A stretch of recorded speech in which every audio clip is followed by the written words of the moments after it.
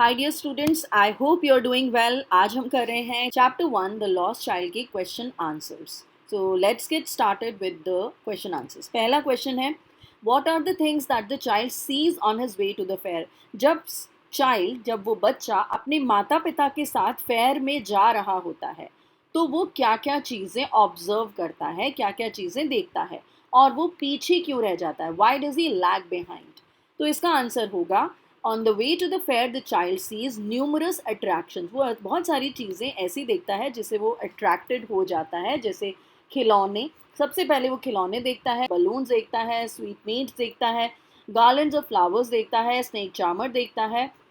ही lags behind, वो पीछे इसलिए रह जाता है because he is fascinated by the sights and desires to explore them. His curiosity and the appeal of the attractions cause him to pause and linger, falling behind his parents। मतलब वो रुकने के लिए फोर्स होता है क्योंकि बहुत ज़्यादा क्यूरियस होता है, इतना ज़्यादा फैसिनेट हो जाता है इन चीज़ों से, इसीलिए वो अपने माता पिता से पीछे छुड़ जाता है और वो उनको लिंगर करता है, देर तक देखता रहता है। अगला सवाल है, in the fair he wants many things, what are they, why does he move on without waiting for an answer. ये सवाल काफ़ी इम्पॉर्टेंट है। इसमें कहा गया है कि मेले में उसे बहुत सारी चीज़ें चाहिए होती हैं और वो कौन कौन सी हैं, लेकिन उनके लिए वो अपने माता पिता से, अपने पेरेंट्स से क्यों आग्रह नहीं करता और वो उनके हाँ या ना कहने से पहले ही क्यों आगे बढ़ जाता है। तो आंसर है, the child is drawn to various attractions at the fair including sweets, उसकी बर्फी फेवरेट होती है, गार्लैंड्स यानी गुलमोहर गार्लैंड और rainbow coloured balloons and a round about and snake charmer, I am sorry, and the snake charmer.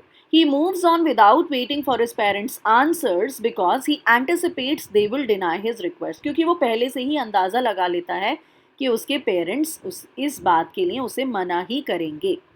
अगला question है, when does he realise that he has lost his way, how have his anxiety and insecurity been described. बच्चे को कब पता चलता है कि वो अपना रास्ता भटक गया है, वो खो गया है, और इससे उसकी एंग्जाइटी और इनसिक्योरिटी कैसे डिस्क्राइब की गई है।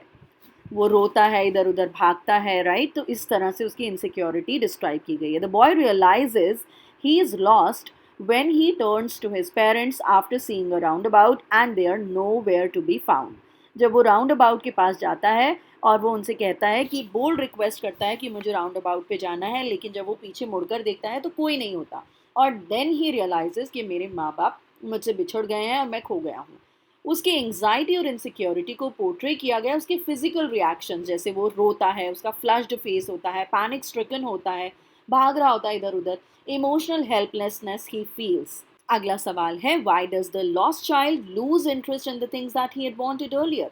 अब बच्चा खो गया है और एक आदमी ने उसे पैसिफाई करने की कोशिश कर रहा है, एक आदमी।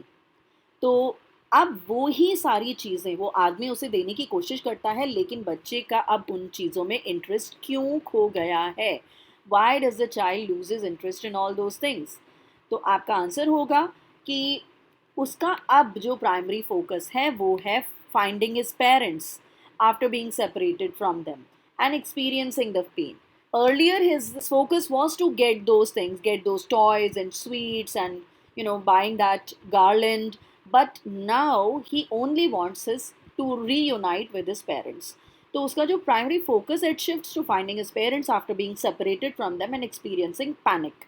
His initial excitement and desire for toys and sweets are replaced by a deep longing for their presence and reassurance। The realization of being alone and lost overwhelms his previous desires, making him prioritize reunion with his family।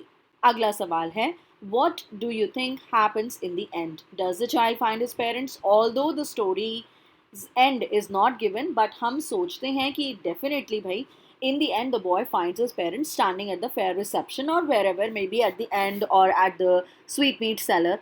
Thus the child finds his parents and they reunite once again।